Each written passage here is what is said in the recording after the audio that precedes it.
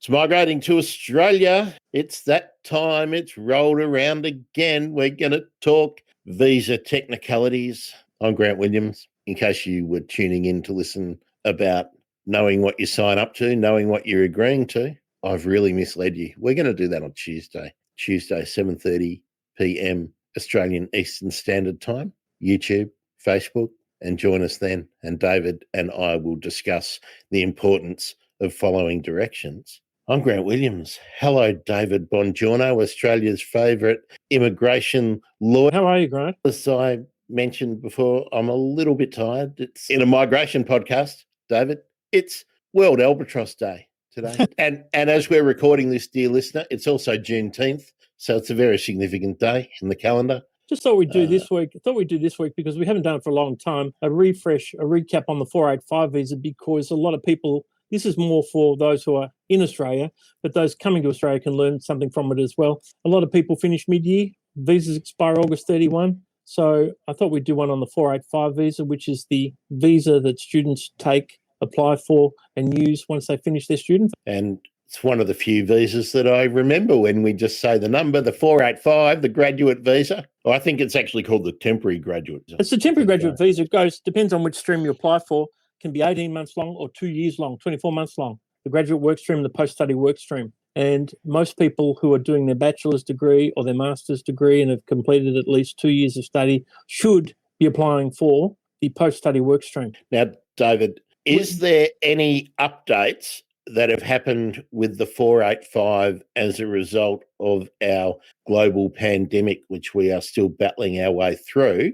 Probably actually an interesting point you raise, and what we should do is a separate podcast where we talk about people who hold 485s and are offshore. We can do a separate podcast on that. What we're doing today is talking about students here in Australia who have a 500 visa, a student visa, and are finishing their course mid-year, and also those who are finishing at the end of the year can gain some information, some important understanding of the process by listening to this podcast. Okay. If we put them together, it'd be too messy. It could potentially confuse people. And you and I are all about clarity on the Migrating to Australia podcast, maybe except for Tuesday nights. Hey, David, I'm going to correct you on that. You're all about clarity. Sometimes I'm a hot mess. But you've been up very early. You were talking to Mexico at 3:30 this morning. I was talking albatrosses and petrels and skewers at 3:30 this morning, 3:30 a.m. to fit in with the good folk of Mexico and the Baja Peninsula and Guadalupe Island. Oh, wow. Summertime be paradise there now. Yeah, except for global pandemic. We don't know much about what's happening in Mexico, so I hope everybody's safe. Today, anyone listening, remember, this is general information. And Grant, what happens when anybody relies on general information? What are they? They instantly transform into a galah and will be known by their friends and their professional acquaintances as. So for those of you who don't know what a drongo is, Grant, you might elaborate. Otherwise, we could just say, geez, mate, you're a clown. Or a goose. You're a goose, mate. Our podcasts are general information, not legal advice. If anybody does want specific legal advice who's listening to the podcast, they're welcome to get in touch with me, and we'll talk about a way to get in touch at the end of the podcast. And it's all about diffusion of information, letting people understand the processes so that they can make informed decisions when they come to the end of their course. And, well, after so much hard work, and look, David, the graduates for this year, anyone who is completing their course mid-year or at the end of this year in December, they've done well. Hats off to you. I mean, done very well. We will be talking about 2020 and 2021 as a period in time the same way that people talk about the Great Depression. And you know what? You and I have had lots of discussions off air, and we've spoken to lots of students off air. It's tough. And to do it online is deeply difficult, deeply unsatisfying as a student experience. And also, you also wonder what they get for their dollar value, don't you, Grant? Mate, I wonder that at the best of times. But international students pay an exorbitant amount, and those who finish their courses this year or last year, we do tip our hats because you've been denied an experience and provided with a very difficult scenario in which to finish your degree. And a lot of people don't understand how difficult it is to take online classes in a second language. And look, just stepping outside the boundaries that you drew at the beginning, David, we my heart goes out to the people who are studying here but are offshore. So we'll do a special summary for them, but yeah. That's even harder. And out of an abundance of caution, if you're thinking about studying in Australia, maybe wait until the borders drop so you can physically come, because to study in a different time zone is very difficult, among many things. Overseas study, Australian institutions, online at the best of times is difficult. In these times, it's even more difficult. Okay, now, let's kick into it, David. 485 graduate visa. Which stream will you talk about now? We'll talk about them both. It's a way to stay here after you've completed your course. Not everybody wants to stay, of course, Grant. And some people will take an Australian education, return to their home country. But those who want to stay and those who have done what's required are eligible to apply for what's called a 485 visa, the temporary graduate visa. And the story is it's two streams. There's a post-study work rights, and that goes for 2 years. And in the 2 years, you've got, it's not really 2 years. It's about 27, 28 months. The visa lasts for 24 months, but the actual processing time's 3 to 4 months. Maybe it's even a little bit longer in this pandemic period. But what it does, it sets you up to apply for subsequent visas, express interest and apply for subsequent visas. There is the graduate work stream, and that's of 18 months, and with 3 or 4 months of processing, it's about 22, 23 months you've got in Australia to get yourself right for immigration. Most people who tick all the boxes for 485 visas most people should be applying for the post-study work right visa. If somebody's applied for and received their first student visa after 5 November 2011, then they're eligible, they're in the running. But I think mathematically, most people at uni would have applied for and received their first student visa after 5 November 2011. So that's the 2-year visa. And that is gold if you want to apply for independent migration in this time of COVID is difficult. Independent migration, 189 visa, 190 visa. We've talked about them in past podcasts, and we can touch on them again today because they're the holy, sacred, most important visas for those of you who want independent migration. With July and the pandemic, July is a new migration year, and when the new lists are out in July and potentially new processes, new systems, we'll talk about them when they come to hand. But to get a 485 visa or to apply for a 485 visa, there's some steps that are quite dangerous if you miss out on them, and they can be quite costly. A person who's studying in Australia, who has a course at bachelor's level or master's level, is eligible, and we'll go through the steps. We'll go through the steps because I think it's important to know that you don't get the visa, you lose out if you don't make sure you're eligible for it. That sounds obvious, but it stuns me the number of people who leave things to the last minute that are crucial to apply for a visa. Before we go through the steps, David, can I ask the question that most people are probably wondering? What does it cost to lodge the visa? And I'm not talking about I'm not talking about your legal fees, your professional fees that might be attached to it, just the cold hard cash that gets handed over to the federal government. If you're applying for a 485 visa, it's about $1,500 roughly. You apply online, electronic application, and for it to be lodged, receipted, and assessed, you pay it's just under $1,500. But July is coming, and people who are finishing their courses now, they'll be applying in a new migration year, so the fee may go up. David, hold on. I've just heard it. Just the cheeky question. Go for it. Does the immigration department accept Bitcoin? It's a great question. Not as far as I'm aware. No. They do BPay, credit card, BPay and credit card. When we lodge applications, we use Credit Card Authority or BPay. BPay's better but credit card is the way to go. Okay. The 485 is a visa for you to get ready for a 189 or a 190. 18 months for the graduate work stream, 24 months for the post-study work stream, with about 3 or 4 months for each category underneath it. The processing time is slow, but this is where it's good because we have that point system we've talked about many times, and the 485 is an opportunity to get points ready. Grant, the heads we go through so often but need to go through again because it's been a little while. When you're on a 485 and you want to apply for a 189 or a 190, you look at your age, you look at your English, you look at your time spent studying in Australia, you look at what community languages you have, you look at a professional year you may have done, you look at Australian work experience you've gathered. The 485 is your opportunity to get migration ready for permanent residency, an expression of interest and permanent residency. Some people use the 485 to lie on the beach. Some people use the 485 to pursue a job that they've obtained during their student years and have no intention of applying for migration. But those who want to stay must use the 485 time for getting all the heads we've just mentioned right age, English, time spent studying in Australia, community language, Australian work experience, Australian professional year. That's the opportunity to be ready. Let me stop you there. Work experience. Let's talk about the kind of work that will allow you to gather points if you're here in a bachelor's. If you're here in a bachelor's and you've satisfied the Australian study requirement, work experience for you must be relevant and on point or closely related. We'll use accounting because it's still popular. Good Lord knows why. We'll use an IT example. You're skilled for Australian migration purposes once you finish your bachelor's degree. So any work you do during a bachelor's degree doesn't count for professions. You are skilled once you've completed your bachelor's degree. Now, you're also skilled if you do Australian work experience on your master's because you've got a bachelor's from your home country and a relevant qualification. So that's another way to get extra points. If you come to Australia with a degree in information technology and you've worked as a system analyst or a business analyst in your home country, you get 20 hours a week for a year during your master's degree. That's Australian work experience before you've even graduated. A lot of students come on bachelors, don't have Australian work experience, so they avail themselves at the early stage. Australian work experience manifests itself through tax returns, group certificates, pay slips, contracts, reference letters. And it's very easy in this country because we have paper trails for everything to gather that evidence. What doesn't count as Australian work experience, if you're a system analyst or a business analyst, but you work on a help desk, if you help in offices, old men like me who can't operate a mouse, that doesn't count. Grant, they should probably get more points for helping me work out how to use a mouse. But the story is that you've got to work in your occupation, minimum of 20 hours a week, be paid the appropriate salary, appropriate rate, prorated.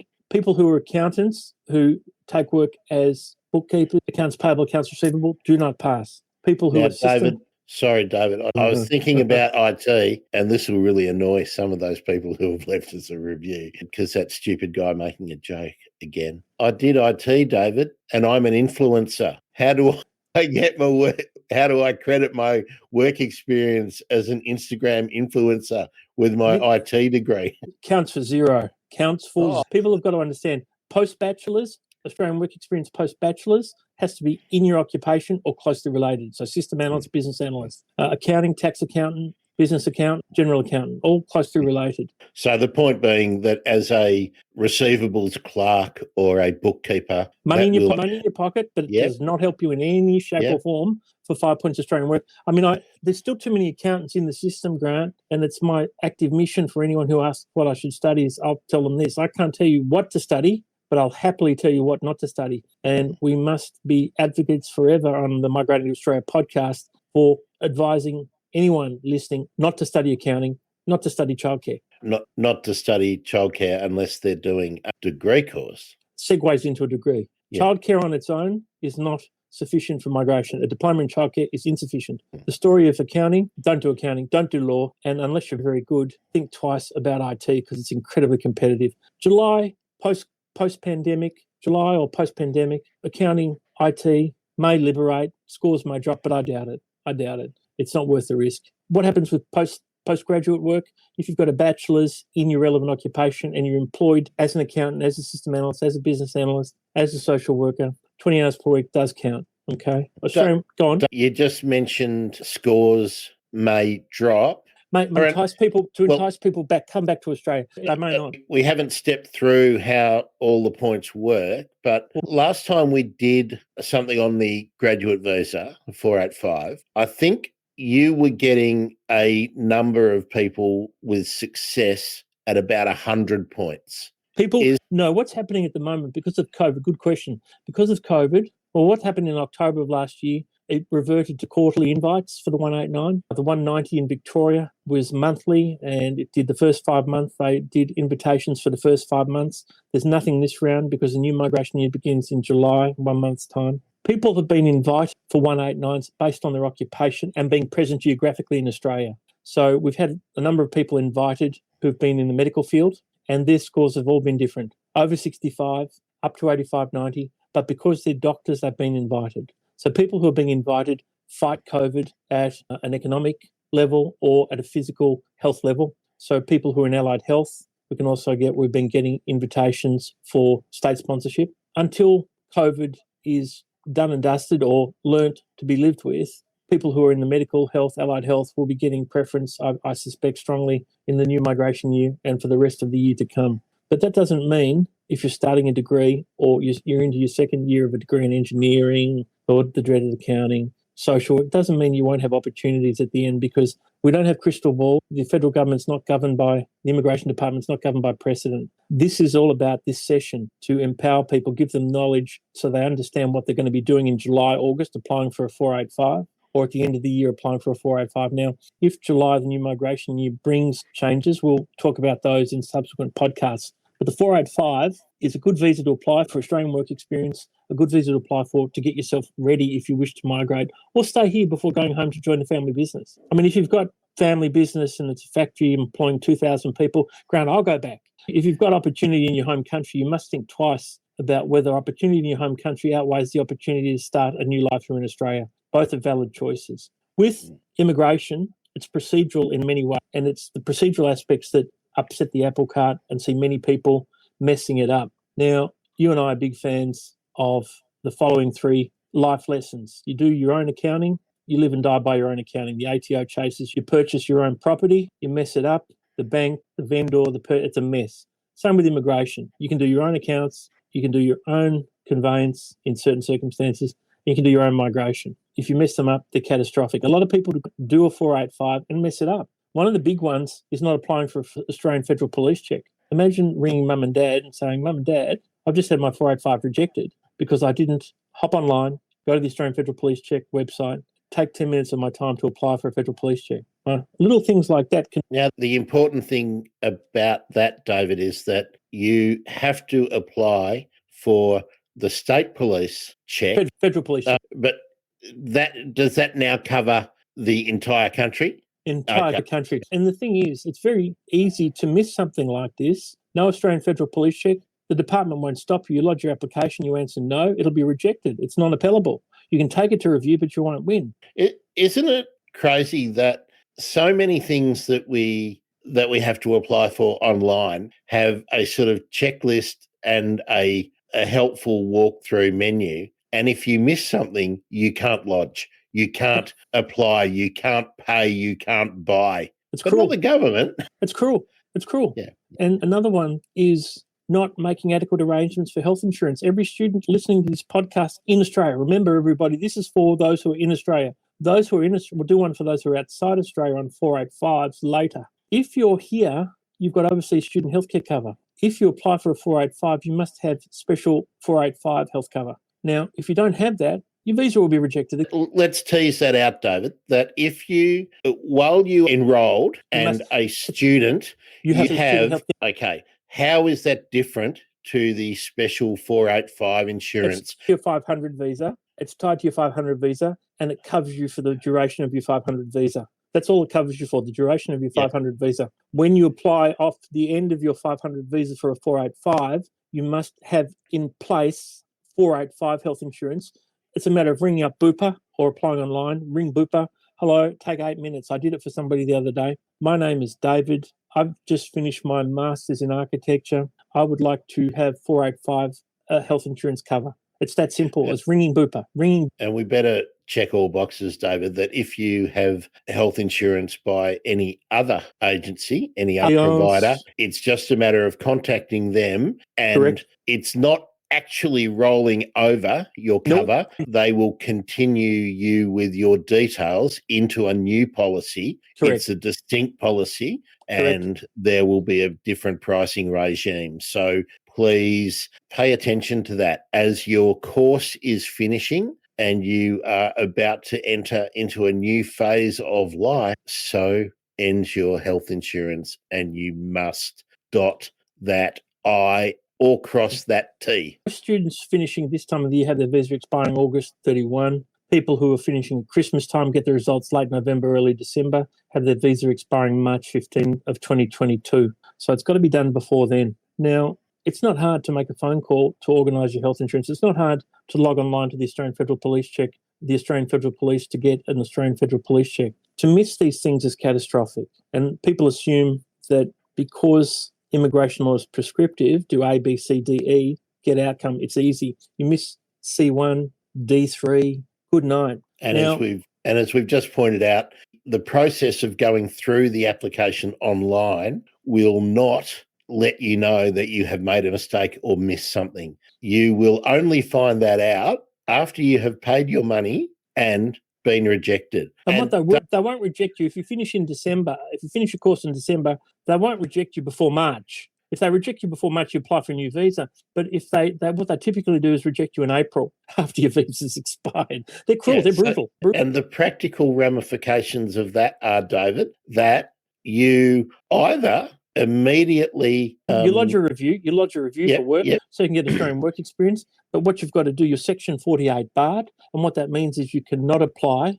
for another visa on shore. If you've got merit in your review, but if you've forgotten a police check, you can go to review, but you won't win. What happens in this scenario is you fly offshore and go home and apply for a permanent visa if you're eligible, or look to come back another way, but you cannot apply. If you apply and mess up your visa, your Australian Federal Police check for your visa, you're gone. You've got to look for other ways. You've got to look for, and depending on what you've studied and what you've done afterwards or what you've done before, dictates what you can and cannot. Yeah. I'll just interrupt you there for a minute, David, because we've had, dear listener, we do stream and we take questions as they come in. So bear with us listening on the podcast. Question, does this mean that other Australian student visa holders will be allowed to come into Australia? Now, I'll preface your answer, David, with we are going to do a separate episode for 485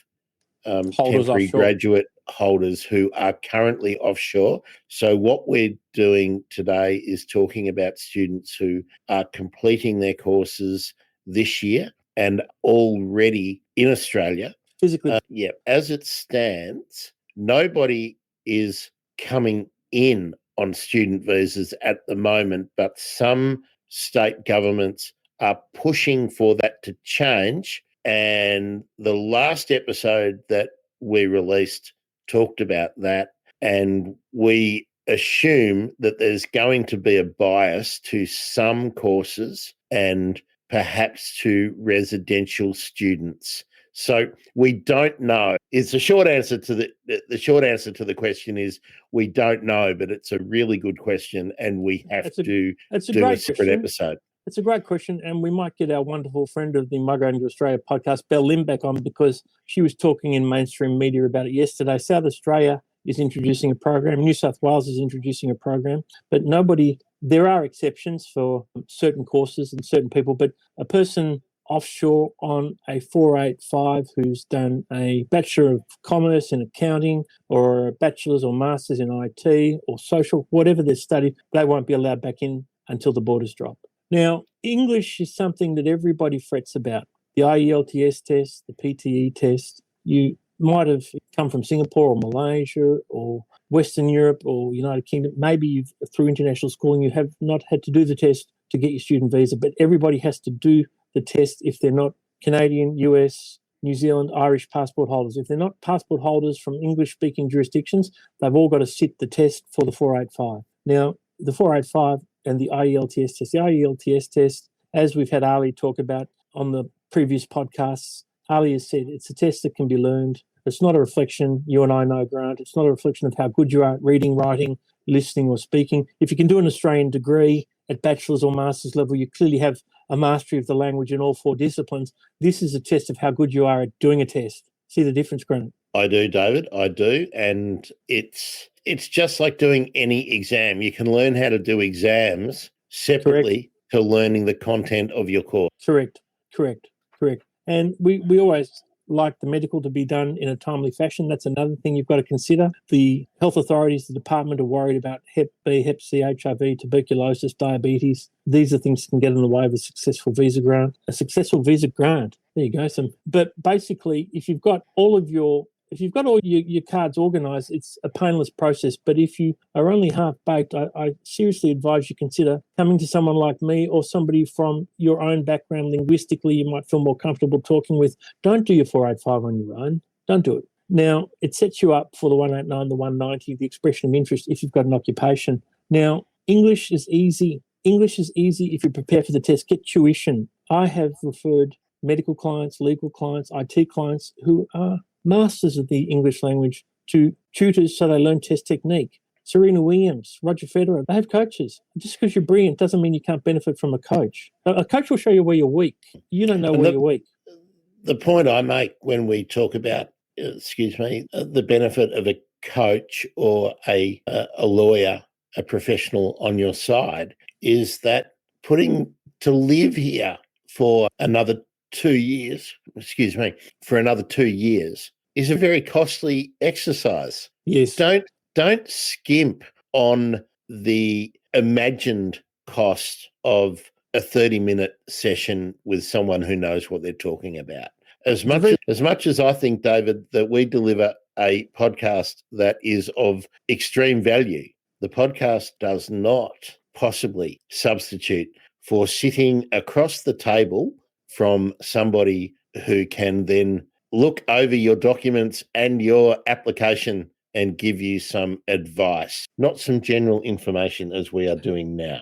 Not a general information session like here, correct, Grant? And I always say this, look at what you've spent to come here, stay here, and earn your degree. Then compare it with the cost of a linguistic, an IELTS PTE tutor, or a legal representative, or a migration agent representative for your 485 and subsequent visas. You'll find the cost to get to the need for representation legally or through migration agent is nothing like the cost you've incurred to get to your visa, earn your visa. And I'll just throw this one at you, David. What does it cost to register for and sit the English language test, let's say? It's $330. Now, I've seen and heard of people who've done it 8, 9, 10 times. And if I come across somebody who's done it that many times, I'll ask, did you have a tutor? And almost inevitably, no, I'm tutoring myself. They don't know where they're going wrong. So if you don't get let's say you're aiming for 8 bands in all of the bands, which will get you how many points, David? 20 points.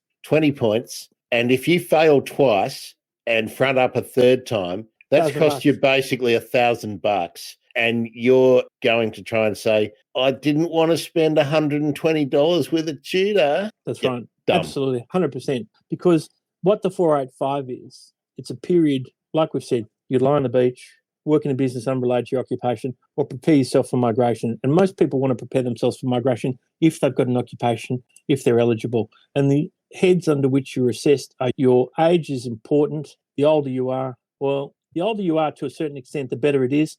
That is 25 to 32. If you're as old as you and me. We're too old to migrate.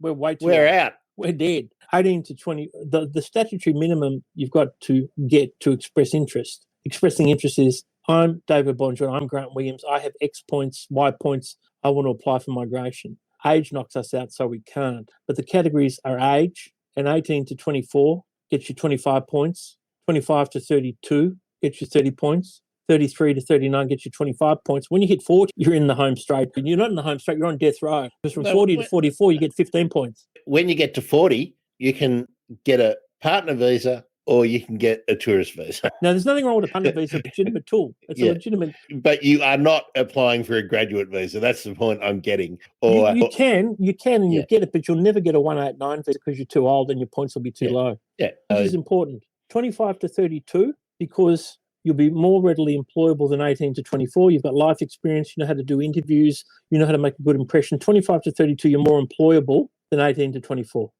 25 to 32, you're in the system paying tax faster, more often, because you enjoy, or you're supposed to enjoy, more continuous employment at 25 to 32 than the sporadic piecework employment of 18 to 24. Now, but David, just a number. It used to be, if memory serves me correctly, years ago, 18 to 30, but they put 18 to 24 and they dropped 5 points because those in that category apparently are less likely to get full-time employment than those in 25 to 32. David, they're working full-time on their Instagram. Do I detect a degree of frustration? I've just been seeing too much news that has the word influencer in it. Not work at all, no. English test, your English language ability. For immigration, your IELTS test lasts for 3 years. Now, IELTS and PTE, because we're talking about onshore, IELTS and PTE are run every week, and it's very easy to get a test, book it and do it. Obviously, in Victoria, there's been problems with COVID lockdowns, and hello to everybody studying in New South Wales and Queensland. We're just out of lockdown. What it means is you've got to book it and do it in a timely fashion. Now, they last for 3 years, and people leave things to the last minute, so you don't want to miss out. So if you're finishing a course now, your visa expires August 31, book and do a test as soon as possible. We talk about points in the 485, even though the 485 is not points tested, because we've got to know what points we have to get on the 485 to be eligible at the end of the 485 for a 1.8 expression of interest and 1.8990. You can't do a 485. The 485 is a transition visa to another visa. And to not think about your points on the 485 if you want to migrate is crazy. 6 in each band for reading, writing, listening, and speaking will get you 0 points. Actually, David, if you don't want to migrate, feel free to go and lie on a beach. Oh, enjoy. Absolutely, 100%. If you just want to spend some time working and get some experience in Australia and immerse yourself in the culture and follow a footy team or whatever. You still have an English test. You still have to satisfy various criteria, but you don't have to turn your mind on the 485 to boosting your English, getting Australian work experience, doing a professional year. You can relax. And I mean, hats off to you to have finished a degree here in a second language. It's not easy. And take a lot of pictures and put them on your Instagram. But if you have mum and dad who want you to migrate for a better life, you've got to turn your mind to these points that we're discussing today. And you've got the bonus of slow processing is you have more time to achieve what you need to achieve. But to apply for a 485, you must have your English done. You must have it done. You must have the Australian police check applied for. You must have health insurance in place. Book and do a medical. Get everything front-end load the 485, front-end load it. That's the key to success. If you've lodged and you've front-end loaded everything, then you're in a good position. And then really the only thing you're waiting for then is your results. No, your result, you've got to have your results for your 485. You must have your academic transcript, letter of completion. You must have them. Front-end load it with these things. Course completion is essential. Academic transcript, letter of completion. If you're going to apply and you don't do those things, you'll be in trouble. You'll be rejected. What we're going through now is what you need to be able to display for a 485. You have age, you have English. Now, if you get 7s in each band applying for your 485, you've got a test worth 10 points for 3 years. If you get 8 in each band on applying for your IEL, on applying for your 485, then you enter your 485 or you lodge your 485 with IELTS test of 8 in each band. You've got 20 points over the next 2 years of the 485 that you don't need to worry about English because you've already got the 20 points. Occupational English is the other test that's available. Can I just stop you, David? You cannot get more than 20 points for English, correct? You cannot get more than 20 points in your English. 6 in each band is 0, 7 in each band, or 65 in each band for PTE, or 79 plus in each band, 8 plus in each band is 20, okay? Now, points. What happens if you haven't got your academic transcript, your letter of completion, if you haven't got your academic transcript, your letter of completion, your IELTS done, your police check applied for or received, your medical book, you're going to have big trouble getting a 485. You'll be shut down. On the 485, look to get Australian work, or while you're on a bridging visa, look to get Australian work because skilled employment gives you extra points. Remember, it's got to be on point or closely related if you want to apply for an expression of interest and apply for 18918 or 190.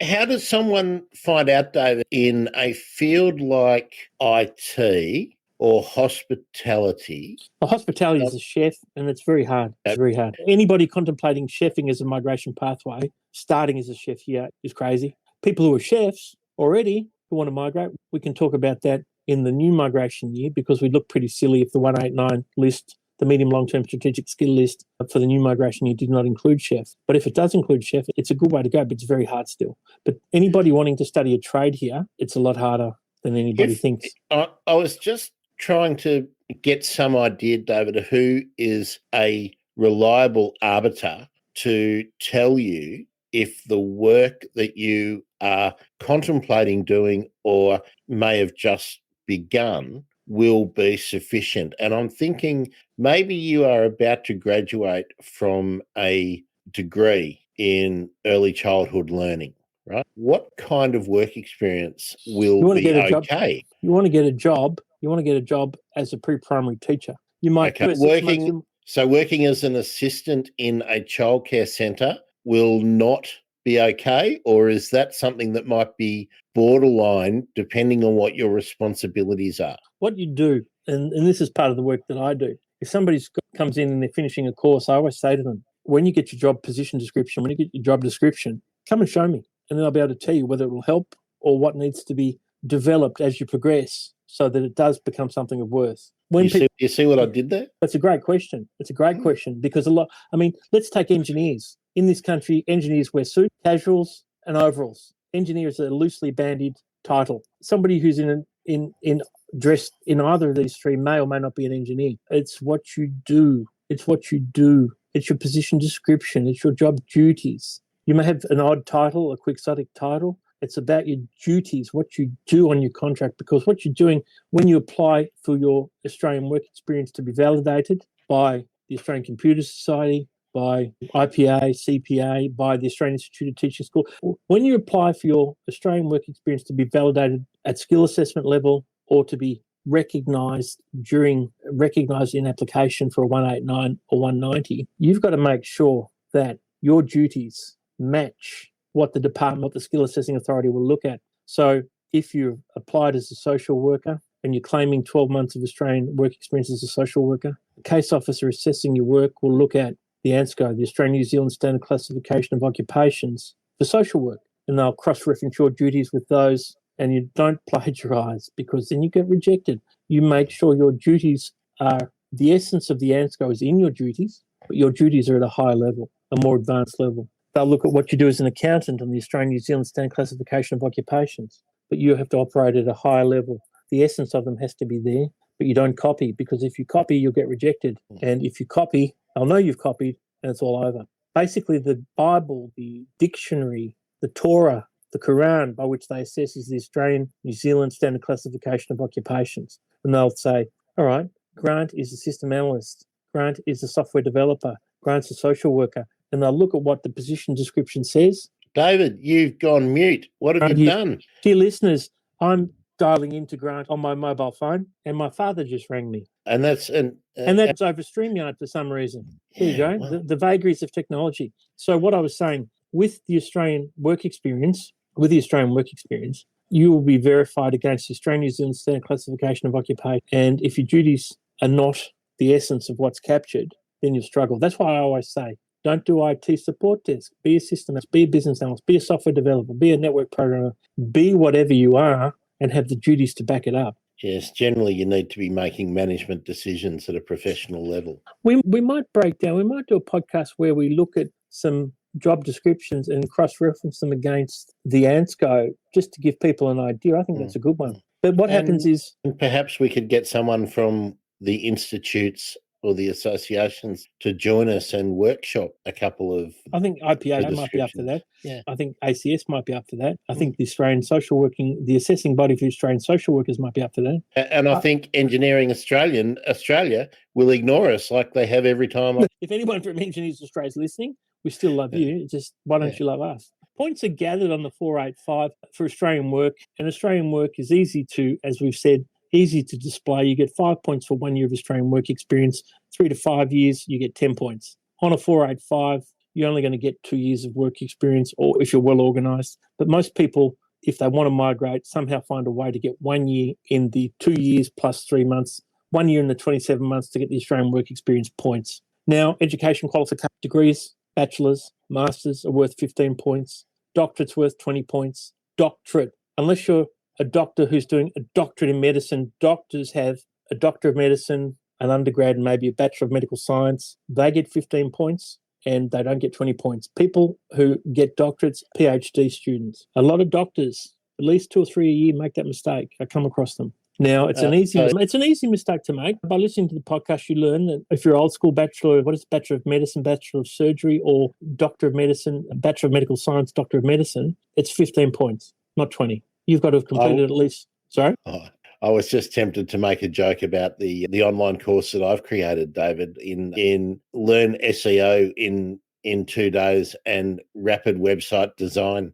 $39.97, apply anytime. Are you telling me that won't count? Unfortunately not, Grant. Unfortunately not. Your education institution, I mean, you're doing a degree. If you're doing a degree at an Australian university, you're okay. So you're doing it as long as you're doing it at least a minimum of 2 years of Australian study in a recognised Australian institute. The Australian study requirement is met, and that's 5 points. And at the risk of being serious for a moment, David, I think we should point out that there are master's programs and there are graduate certificates that don't meet the criteria. So be very careful that you have checked that the course that you are in, or look, for people who are considering studying, make sure that your course is accredited and will be accepted for the pathway that you are looking to undertake. Basically, a course won't accept you for an international student if they're not CRICOS registered. CRICOS registration is the key. In terms of getting points, you need 65 points. You need to consider how you approach 65 points on your 485. Credential community languages are another way. That's worth 5 points. Those tests are good for 3. They're not easy. If you're a native speaker of Mandarin, native speaker of Italian, Spanish, Bahasa Malay, doesn't mean that you'll necessarily get success in the exam. It's worth preparing for. Another way to get excessive and extra points is to do a professional year if you are in IT, if you are in engineering, if you are in accounting, because that's going to give you another 5 points. What an engineer might do, for example, is work Monday to Friday in their discipline to get Australian work experience points, and Saturday, Sunday, do a professional year. So they get 10 points. It's a good way to go. You're very tired at the end, but you're very happy to have got the extra 5 points, because 5 points can make or break you. Now, professional years are quite limited in which disciplines. Engineering and IT, accounting, engineering and IT. And providers charge, or the fees differ if you shop around, but you get what you pay for. Like anything in life, you get what you pay for. I won't tell you where to do a professional year, but I'll tell you where not to do a professional year. That I'll definitely do. I'm happy to do that, but I won't tell you where to do a professional year, just where not to go. Some are dodgy, some are good, some are not so good. If you're a super brain, you can get extra points. I'm not a super brain, Grant. Are you a super brain? No, because I was still laughing at dodgy, because I think I'm going to insert allegedly dodgy. No, that's why I'll never say anything on podcast on air, but I'm very happy in private consultation, to tell a student or a prospective professional year student where not to do their course. And by process of elimination, they can choose one that's reputable and safe and of value. You get 5 points, but you want to get something out of the course as well. If you're a super brain and you're doing a STEM qualification and it's a doctorate or master by research level, you get an extra 5 points. Science, technology, engineering, mathematics, communications technology. And if you're doing that, you deserve the 5 points. State migration is another way to consider getting extra points on the 485. You've got to get these points before your 485 expires, because you can't apply unless you've got over 65. And to do 27 months, you've got, or 23 months, or 23 months. If you do the graduate stream, you've got 18-month visa and about 3 or 4 months of processing, so 21. If you do the post-study work stream, you've got 24 months of visa and about 3 or 4 months, so 28 months to do it. So you've got time. What a lot of people need to consider is doing both, getting a job and doing professional year if they're in accounting, engineering, or IT. If they're in social work, they've got to get a job. Nursing, they've got to get a job. Medicine, they've got to get a job. What happens with medicine is a little bit different, and we've done a podcast on it before, and we might do another one in the new migration year. Can I just rewind for a minute, David, or perhaps it's just restating because it does get complicated. There are things that you have to have in place prior to lodging your application for the 485. Police check, your health insurance. Course completion, academic, Australian Federal Police check itself, or Australian Federal Police check applied for. Book and do your medicals.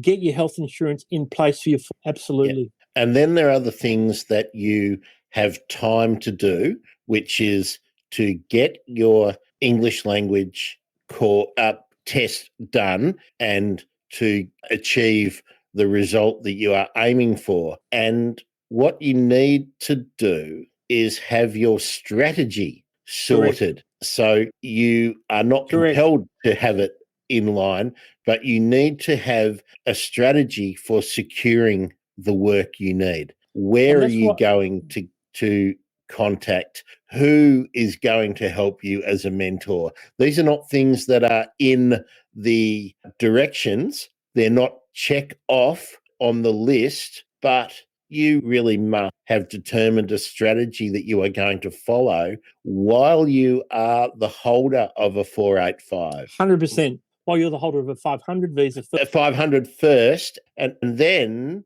because there's the things you must have to apply, and then once you have applied, you need to line up. You need to have what in hand to lodge, David. Let's just get that exactly right. One of the things that makes people focus, one of the things that makes them sharpen their mind is they don't have the legislative 6 months to lodge a 485 post-course completion, because if they finish a course in July, they've only got their visa till end of August. And if they finish a course in December, they get their results in December, they only have till March. So while there's 6 months to do it, legislation allows for 6 months. You've only got a couple of months at the end of your Christmas fee, at the end of a Christmas. If you finish a course at Christmas, you've only got a couple of months before your visa expires. If you finish mid-year, you've got even less. So you've got to have your academic transcript, your letter of completion. If you don't have proof you finished your course, you're dead. You're dead. Now your course... You must have, sorry, David, your results, so your academic transcript and... completion showing that your course was completed in English, in Australia, full-time. Now, you must have your police check and your confirmation of your new health insurance. Correct. before you can hit apply, submit. Correct. Is there anything else that you must have before you can hit submit? Because I just want to make it clear there are a couple of steps you need to have. You've got to finish a CRICOS registered course. You've got to satisfy all the course requirements. Your study has to have been in English in its entirety. You've got to have completed your course in at least 2 academic years, 92 weeks of study, and have completed it in not less than 16 calendar months. And you've got to have held an Australian study visa while you've done it. That's another. That's okay. Good. So we've got all of that. Then you can press submit. No, you've got to have your English. You have your English done and dusted, or B, an American, an Irish person, a Canadian person have a passport of an English language jurisdiction, not South Africa. The story is UK passport holders, Canadian passport holders, American passport holders, and New Zealand passport holders and Irish passport holders don't have to apply for their English test if they're doing a 485. I advise them to do it because it's good for 3 years and they can get it out of the way sooner rather than later. Yeah, get the points. So so you need to have sat and passed in the band that you are aiming for prior to lodging. 100% correct. And you need to lodge basically within 3 months of finishing your... The law allows 6 months, but the story is because your visa expires in March for Christmas and in August for June, July completion, you don't have 6 months. And that's why you use your time studying to do English.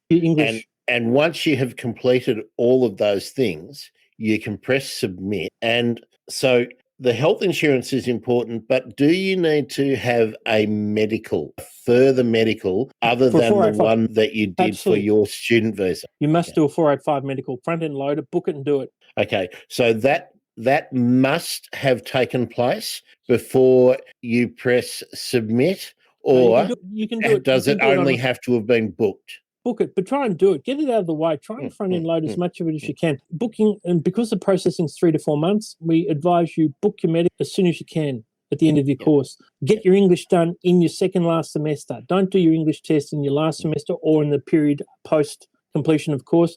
You run out of time. A lot of people leave it to the last minute, and it's very hard with COVID to get, or here in Victoria at least, it's very hard when you get your IELTS, PTA rescheduled. Well, delays happen. So I want to, again, nitpick a little bit. If I have pressed submit and I have booked my medical... You're okay. As long as you've satisfied all the other criteria, of course. Yeah, but my question is that even though we have an approximate time that it takes to process the visa, will visa processing actually begin or be completed before I have submitted the results of my medical examination? What happens is it begins the moment you lodge. How long it takes will be dictated by whether you've done your medical or not, whether you need an overseas police check or not, whether they want extra from you, whether you have health issues. That can delay the processing. But once you put it in, it's in the queue. Okay. And the point of asking that is that you do not get conditional acceptance of a visa. It Never. will not be granted if you Correct. do not submit something that you need. And it will be rejected if they ask you or they exercise the discretion not to ask you. Your visa will be rejected after a period of time. Yep. What they do is a matter of courtesy. They've been a lot kinder, a lot nicer in COVID. The federal government, the Department of Home Affairs has been a lot nicer. And if you have engaged David or your own David surrogate, someone who looks probably thinner, better looking than me. I didn't want to use the words, but if you have someone who is authorised to lodge the application on your behalf, the department will generally reach out to them and say, hey, when's that medical coming? What will happen is this, they'll say, book and do your medicals. And if you don't book and do your medicals, they'll say, have you booked and done your medical? Or they'll just... Yes. So they'll tell you to do something outstanding. If you don't do it in the stipulated time period or show that you've booked to do something within the stipulated processing time period, they'll reject you. They'll understand that if COVID leads to cancellation of a medical, as long as you let them know, that's fine. As long as if they ask you, you can evidence that it's been cancelled. Because, David, as we always say, do not tell them something has happened or is happening or did happen if it didn't happen. If you cannot evidence it, if you cannot prove it, it did not happen. Correct. It's the Loch Ness Monster. And if you've been smashed on a visa prior and you don't disclose and they find out, which they inevitably will, you'll undo all the good work you have done. So it's about being open-handed in every aspect, in every question, answering it truthfully and honestly. And if you don't understand the question, that's what people like me are for. Reach out. Don't lodge something with an assumption that you understand the question if you don't. I've done it again. I'm going to have really annoyed somebody if they're listening, the people who... Have we probably remind people that everybody loves to listen to us on Apple and Spotify and various other platforms. We don't get many people listening live, do we? Not on Facebook and YouTube, but we used to on Twitter, David, but as Twitter have had a rejig where it's much more difficult now to stream there while we are streaming to other platforms. So, dear listener, if you're listening to us on the podcast, we're going to experiment over time with the different places we stream out to, and we're going to find the best fit. So Twitch, Instagram, if we can do new things with Twitter, we will. But David, at the risk of boring our regular listeners, I was just trying to get around to the point that there are things you need to do prior to hitting submit. And then once you have hit submit and everything is in hand, that's when you develop your strategy for getting your work experience lined up, ensuring that you have mentors, that you have referees, all that kind of stuff. You need them before. Yep. You need to acquire them in the course of your study. What you also have to do is upload the proof that we've discussed. And if you don't upload it, you're going to be in trouble. And the 485 goes quickly. 24 months of visa, 18 months of visa can go very quickly. In the course of that, law can change. Occupations can be removed from relevant visa lists, added to irrelevant visa lists. It's a movable feast. You don't have permanent residency until you have permanent residency. Now, if you're thinking about selling something while you're on temporary residency, like a house, don't sell any house, apartment, anything, unless you've got permanent residency or citizenship. Okay? Do not make life-changing decisions. Shape or circumstance. Yeah, until you have the email or the letter in your hand, the genuine article, the stamp in your passport, for want of a better analogy. It's too late if you've sold your house to fund your student visa. It's too late.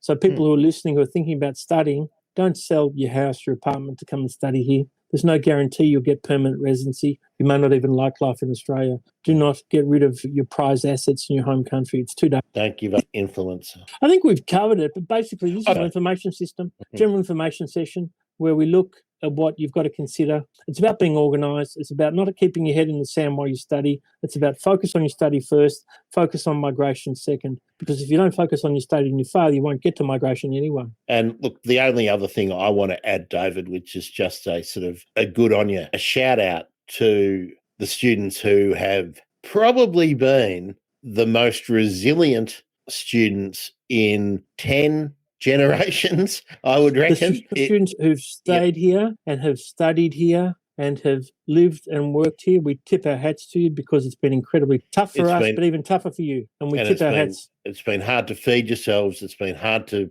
maintain employment. And Grant and I, Migrating to Australia podcast, are huge fans. You're brave as well. Not only resilient, but you're incredibly brave. And you'll make great Australian permanent residents. And if dual citizenship laws in your country allow you to make great Australian citizens as well. Now, David, we had talked privately about reintroducing a discount, a coupon code or something. Are we at that point for this week? I've got a few little things to do with my website, so maybe a fortnight away. Oh, that means I can be the bearer of good news, David. I'm about to produce, in lieu of no coupon code this week, this is the bonus for having got to the end of the episode. You can get a Migrating to Australia t-shirt if you can tell me why I was tired today and a bit scatty. We did mention it in the podcast. You're going to have to prove to me that you listened. I will take the best answer. And guess who determines the best answer? You do. And to avail yourself of that, and I don't care whether you are a super fan living in Australia or a occasional listener or student based offshore, I'm not putting rules on that, but you have two options for entering.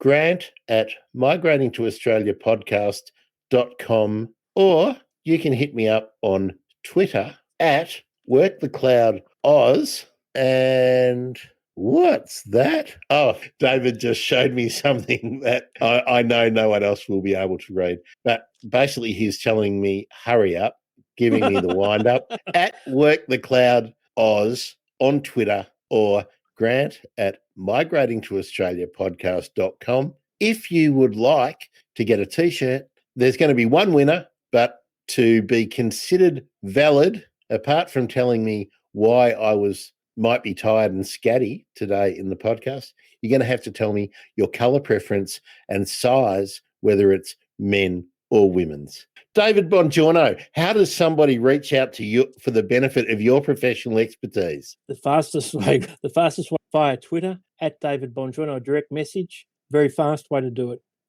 Probably the fastest way. If anyone wants to call me, they can call me as well. But the fastest way, 24 hours, is at David Bongiorno. I have my phone with me, but not all the time. But Twitter, I love Twitter dearly, and I'm often on Twitter, so you'll catch me there faster than any other way. At David Bongiorno. And if you're one of those influencers that I've been trashing for the entire show, on Instagram, it's at David_A_C_Bongiorno. I'm not an influencer on Instagram. But wait, there's more. No, there's not. That's been Migrating to Australia, the podcast, the show, the event, the extravaganza. He's David Bongiorno, Australia's favourite immigration lawyer. Good night, everybody. I'm Grant Williams. On Tuesday,